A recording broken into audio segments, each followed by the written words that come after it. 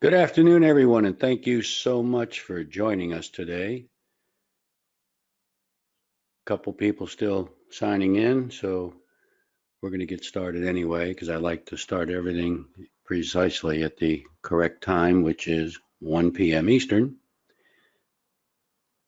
Today's webcast will last about 30 minutes, unless your questions take us over, which I certainly don't have a problem with. I highly encourage it.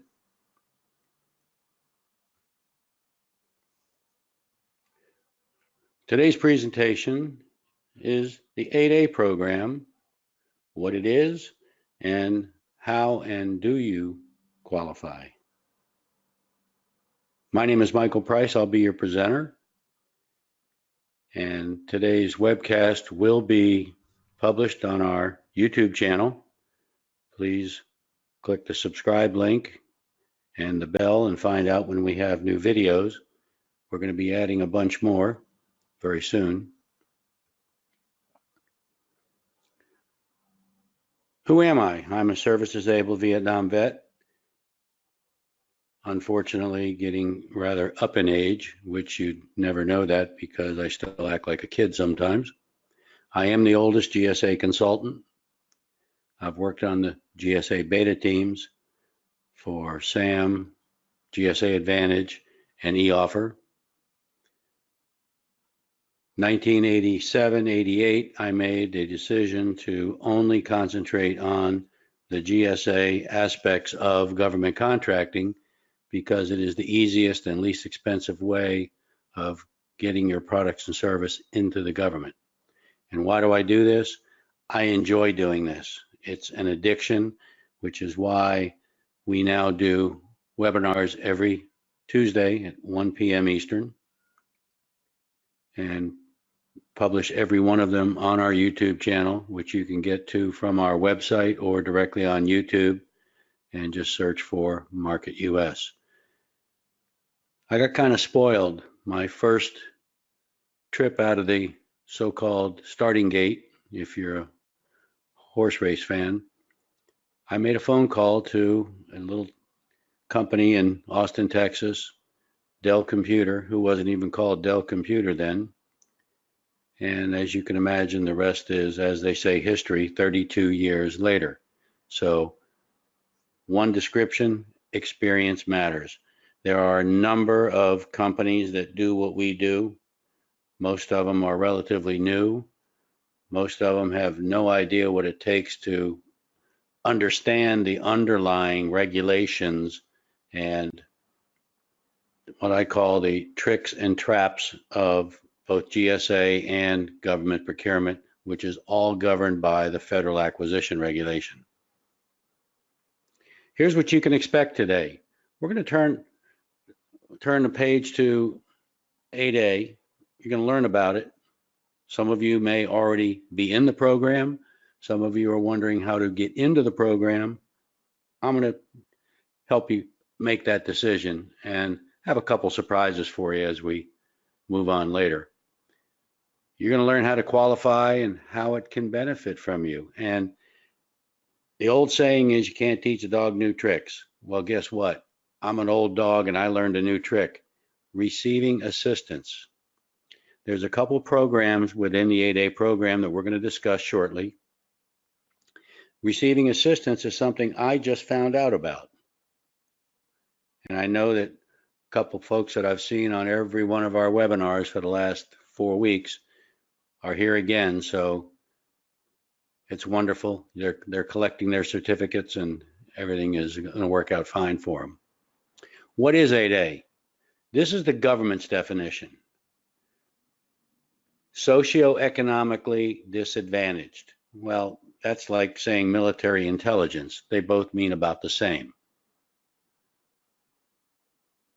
So what exactly is economically and socially disadvantaged? We're going to talk about that also. The government has a goal. In fact, the government, meaning every single agency which is regulated by GSA, regulated by Congress, SBA, regulated by Congress, they have procurement goals. They must have a certain percentage, in this case 8A, they have to meet that 5% of all federal contracting dollars must go to a small disadvantaged business. 3.5% have to go to woman-owned small business. That webinar is coming up in 2 or 3 weeks. They must allocate 3% to service-disabled, veteran-owned businesses. That's next week's webinar. Each year, and they actually do get what they call in the military a gig if they don't meet their goals. What are the benefits? The whole concept of the 8A program, as well as service disabled, vet, woman owned, hub zone, all of them, Native American owned, it's to level the playing field so that we as small businesses, yes, we're still a small business, we have under 500 employees, to try to level that playing field. The preference must go to a small business first. If the small business cannot provide the product and or service, then they can start looking to large business. It used to be that you could get 8A set-aside contracts, which were actually, everybody thinks, well, I got an 8A contract with Department of Energy. No, you don't. You have an 8A contract with SBA, who is the prime contractor for Department of Energy. You're working as a sub/partner to 8A SBA program, and SBA is guaranteeing your performance on that contract. Let's get rid of that myth right now. That's a reality. There is a business development program. There is a ton of information. Before I go any further, those of you who have been here before and have not been able to grab the handouts, on your control panel on the right side of your screen, go up to View, put a check mark next to Handouts. Then look down further, you'll see a drop down for handouts. Click on them, download them. Today's slides are there already. Everything I'm going to discuss with you today is in one of 4 other documents that are in those handouts. I've excerpted it to have a discussion with it. And while I'm on the subject, if you have any questions, just type them in and we will stop and answer any question you've got while we're here today. What are the qualifications? Well, I watched a program one time and they used the term, duh. You must be a small business. Then there's caveats. If you have been in the 8A program before, now I'm going to talk to you about now and then. Now, 9 years, you're done, you're out. So make the most of it. It used to be you could go in for, I believe it was 7 years, and you could renew a couple times. That regulation/law changed a number of years ago. One time, 9 years, have a nice day. 51% of that company must be controlled by U.S. citizens who are economically or socially disadvantaged. Well, what exactly is that? I told this story a few webinars back. When I lived in Virginia, there was a gentleman, Caucasian. He was blind. He actually was able to become the first Caucasian to be in the 8A program. Typically, Asian, Black, or some of the other European, anything that's actually not American-born Caucasian is viewed as almost automatically eligible for 8A. Whether it's right, wrong, good, bad, myth, or reality, that's not for me to say.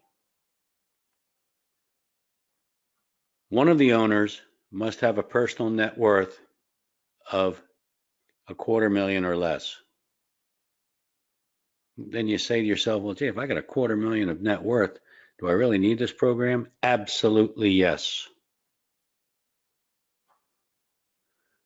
or someone whose average adjusted gross income for 3 years is under $250,000. Or, which I don't understand this next one, someone with 4 million or less in assets.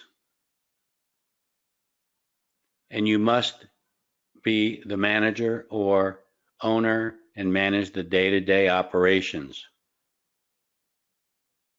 You have to have good character, which probably knocks out most of my friends, but that's another story.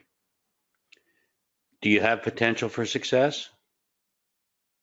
That's where the open ratings report comes in to look at what you've done previously on government contracts or commercial contracts to determine whether or not you are what they might say worthy.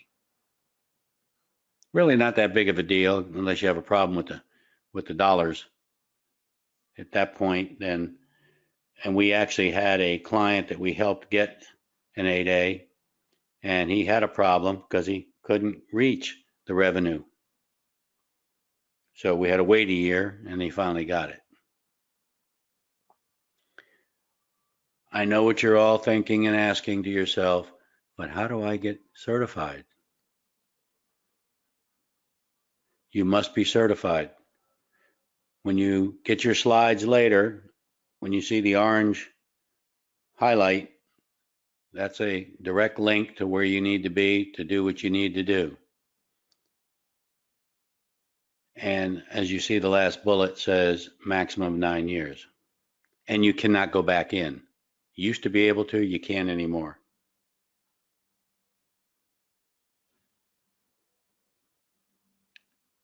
This is the part I like. This is the new stuff. And there's a whole section dedicated to this in one of the handouts. The 7J program, Management and Technical Assistance. You can actually get one-on-one consulting. I had no idea that even existed. I just always suggest that people go to SBA to look at the 7A program for financing. Well, they've changed that. The financing is now only for real property. If you go to a 504C, that's small lending requirements up to $100,000, and it's a signature. It's done quickly. I actually have a friend of mine in Florida now that actually specializes in 504C. So if something like that interests you, at the end you'll see the contact info. Please send me an email. I'll be more than happy to put the two of you together. Any questions so far? Does the owner have to dedicate 100% of their time to the business? Can outside projects be worked on by the owner? Excellent question, Jill. Thank you so much. The answer is no. As long as the owner, well, let me give you an example. Doctor's office, plastic surgeon, any of the medical professionals or dental professional. Have you ever met the owner? He's running the day-to-day, but he's not there, or he or she, I should say, forgive me, is not there 100% of the time. But under medical regulations, for example, I had a friend of mine used to sell laser hair removal lasers. And she would actually, because she was the rep for the manufacturer, she would actually go into the plastic surgeon's office, conduct a clinic, and do some sample laser hair removal. The federal regulation says that doctor must be within 1 hour of that facility if anything goes wrong. So he didn't have to be there 100% of the time, but he's still responsible. Jill, I hope that answers your question. How do you receive assistance? Always have to have that first kicker. You got to be in the 8A program to get the 7A. Well, why wouldn't they do it numerically? Get into the 1A so that you can get to the 2A, the 3A, you know where I'm going with that. But with the government, everything is backwards. You have to be in 8A to get 7J. And then you have to be in 8A to get 7A. which is the financing aspect. You have to be an 8A to get 504C financing. Economically, a socially disadvantaged individual or low income, that's something new. Or located in a high unemployment or low income area, which to me borderlines on hub zone. I don't know how they cross over, if they cross over, but that's pretty much something to be seen. I'll do some research on that. We may end up having a follow-up webinar on 8A Part 2. Any other questions, please? Yeah, I was waiting for this question. Do you still have the special deal you gave us the last 2 weeks? Let me see. Let me check here. Yep. To answer your question, Bill, we do. I don't like to bring that out right away, but experience matters. I just can't help myself. I'm sorry. We used to do a full-blown, what Harv Eker and Tony Robbins call a bookstore, and some people got offended by it. I do a lot of, I'll almost call it charity work for some major organizations. I have another one coming up in October in Orlando, and there's no commerciality allowed. So this slide will come out of that presentation, and inevitably somebody during the presentation always says, what does it cost to get it done? What can we pay you to represent us? And I'm not allowed to answer that. All I can say to them is contact me after the presentation. So this is as commercial as I'm going to get on this. And we only have 2 slides left. And the next one is the links that we need. So hopefully that answered your question. And of course, there's a follow-up pops right up behind that. How long does it take? Well, I can answer it in one word, and then I'll give you an explanation. It depends. And another question comes in, why do I need a contract? I assume that you're talking about what we call a GWAC, government-wide acquisition contract, which would be any of the major contracts that you can bid on through FedBiz Ops, which was 2 weeks ago. Please watch that video. You need some contract vehicle to be able to work with the government. The government can't just treat you like Amazon. Log in, buy, and be done. They can't do it because they're using publicly obligated funds, taxpayer dollars, to be more specific. Therefore, there either has to be a competition or you have to already have some sort of a purchasing vehicle that the government can use.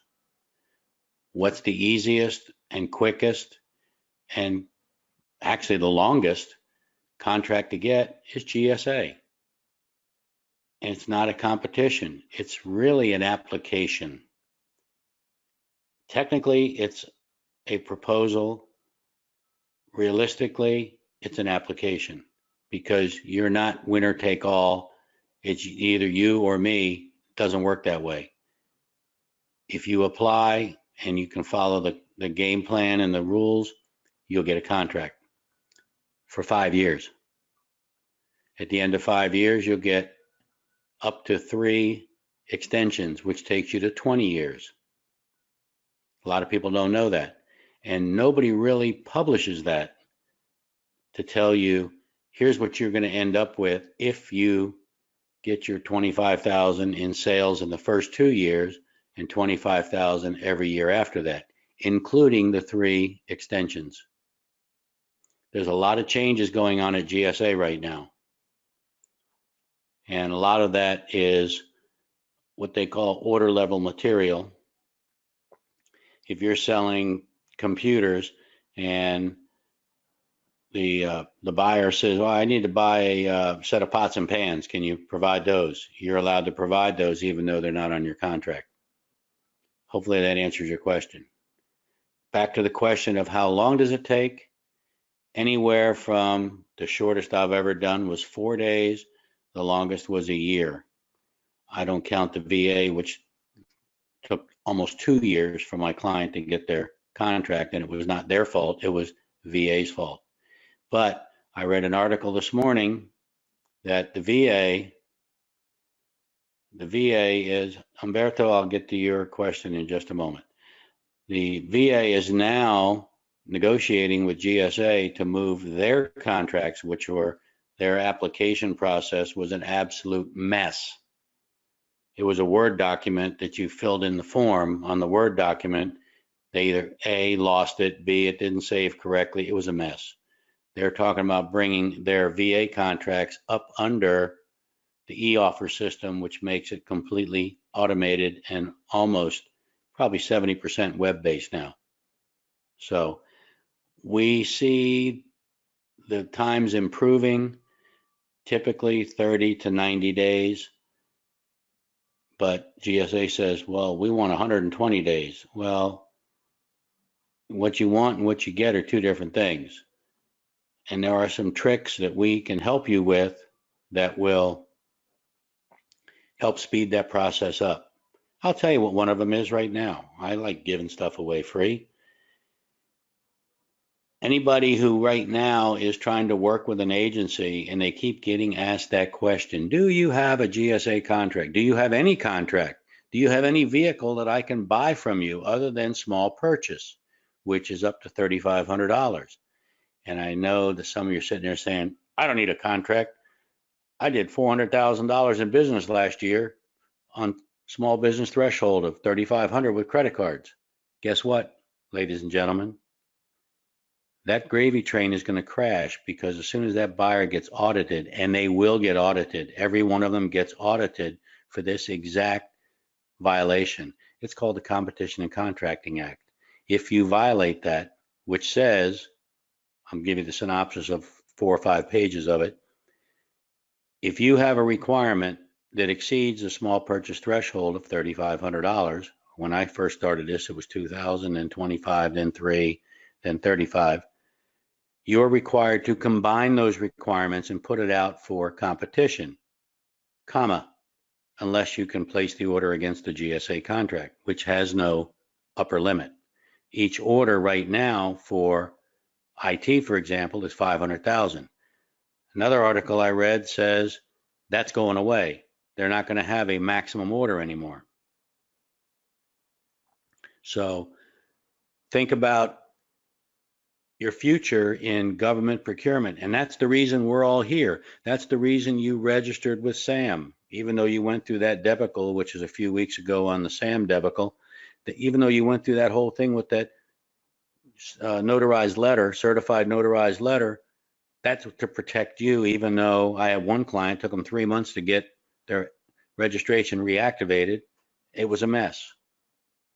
Almost as bad as doing the certificate of origin on the Trade Agreements Act, which we discussed last week. By the way, everything I tell you about any of these are all available as the replay of the webcast on our site or on YouTube, whichever is easiest for you to get to. Umberto asks, let me click on that to see what the whole question is. How is your fee paid? You can use credit card and get it done right away, Umberto. I suggest in 2 slides, you'll see the contact info. When this is done, give me a call. I want to discuss your situation. The next slide, the first item will be, do I qualify? Let's find that out first before we talk about money. Does that answer your question, I hope? Probably not what you wanted to hear. You wanted to hear free. That's not going to happen. But I'm glad to spend some time and see if you qualify and see what you're trying to accomplish. This isn't as simple as I'll just fill out a tax return and send it in. We need to make sure that you understand, and there's a lot of homework that needs to be done on your part that can take anywhere from a day to 2 weeks so that you're ready to be able to proceed down the path of getting a government contract.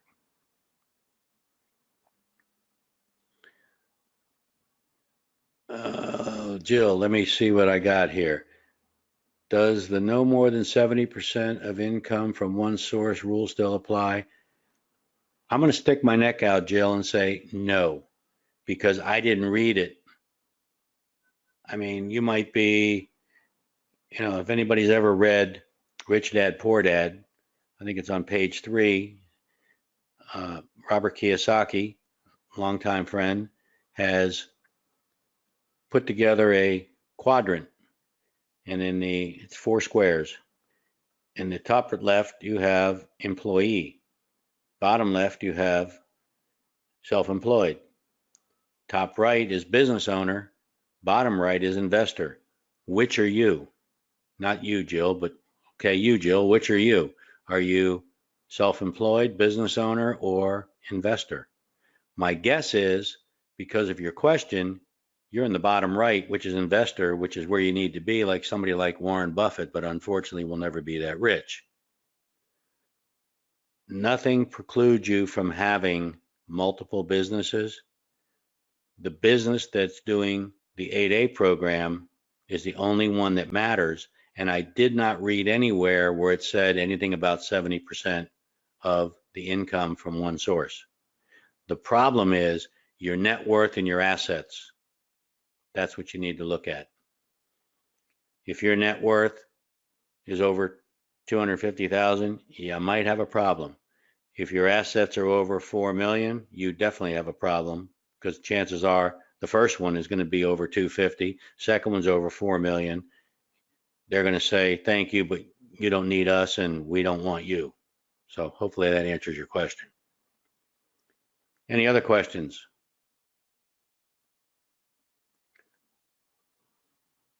Let's move on to the good stuff. Here's some links for you. I always suggest starting from the bottom going up. You can take a look at our videos. This one will be up there before long. Our upcoming webinar schedule, which is kind of skimpy right now. It's down to 3. I've got to add 6 or 7 more, which takes us through the rest of the year. I apologize for not getting those up sooner. Why does experience matter? You can read a little bit about us, me, and what we've done, who we've worked with. And there's also testimonials and references in there for you to take a look at. And I will look at something other than strictly for GSA for answering questions for you. I'm happy to do it. If you need help getting it done, there's a contact form. But if you look at the previous slide, it says just send an email with that promo code and we'll have a serious discussion and get you started. We limited it to so many of them. We're getting close to that number now, but we still have some webinars left, so I may have to extend that. Most importantly, Humberto, please, when you pull your slides, hopefully you already have, do you qualify for a GSA contract? And if you just open your browser and go to MarketUS.com, about halfway down, you'll see a block on the left that says, do you qualify for a GSA contract? Conduct the form and let's have a discussion. Any other questions? Let's see what we've got here.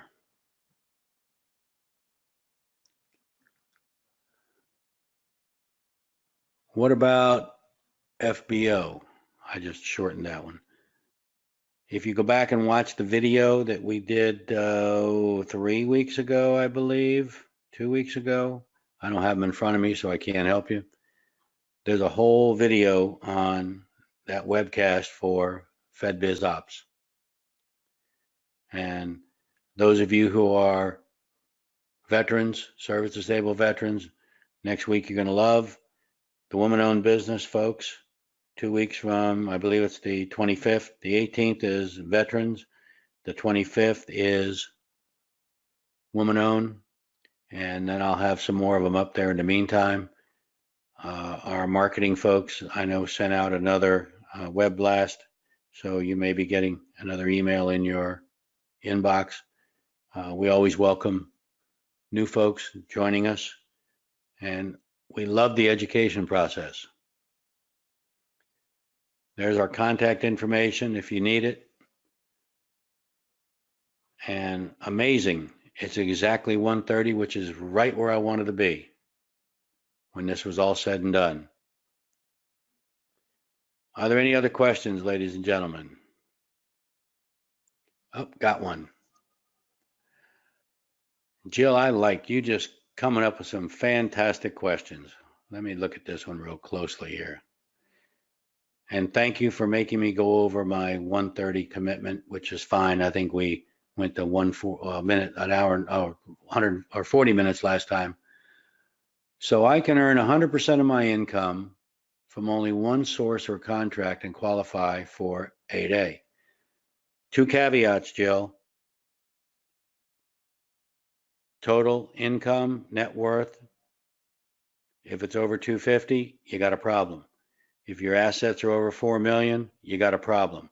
If you feel comfortable with that, then you should be good to go. Now, I will bring up one thing. If anybody is interested in the 8A program, I have the distinct pleasure and honor, and occasionally I see him show up in photo ops at the White House. The gentleman who worked in the top 5 at the SBA years ago, who is now the Maryland State Ombudsman, don't ask me to spell that, and he is the one that when he was at the SBA, he was the one who wrote the 8A program.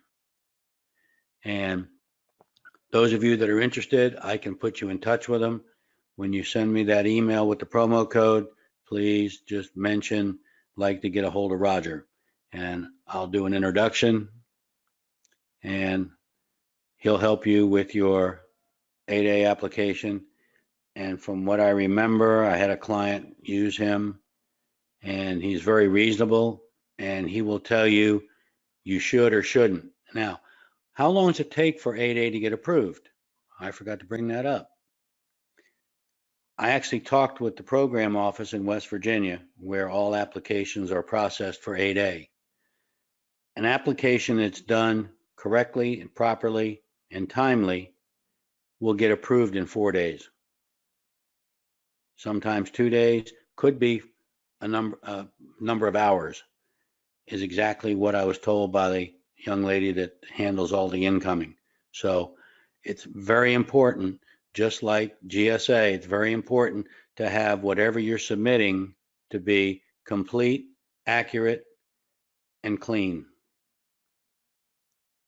Does that help you, Jill?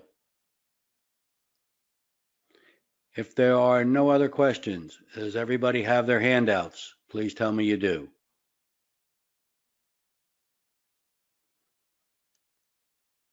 If that's the case, I will bid you adieu, and hopefully we see everybody next week. Thank you so much, and everyone have a wonderful day.